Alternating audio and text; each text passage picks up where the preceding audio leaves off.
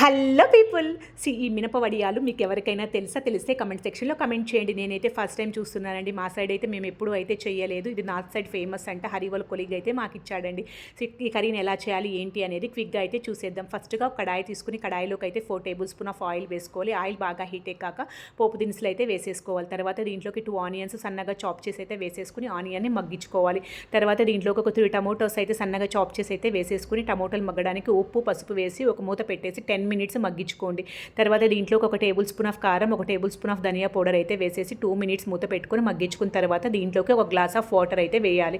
ఈ కర్రీ అయితే ఫస్ట్గా అయితే కొంచెం లిక్విడ్గానే ఉంటుందండి. తర్వాత 10 మినిట్స్ బాయిల్ అయిన తర్వాత దీంట్లోకి అయితే మాత్రము ఈ మినప వడియాలు అయితే వేసేసుకుని ఒక 5 to 6 మినిట్స్ అండి ఉడికించుకుంటే సరిపోతుంది. దీన్ని లాస్ట్లో అయితే కొత్తిమీర అయితే వేసేసుకోండి. నిజంగా కర్రీ అయితే మాత్రం ఎంత టేస్టీగా ఉందండి. చాలా అంటే చాలా సూపర్గా యమ్మీగా అయితే ఉందండి. ఒకసారి మీరు ట్రై చేయండి.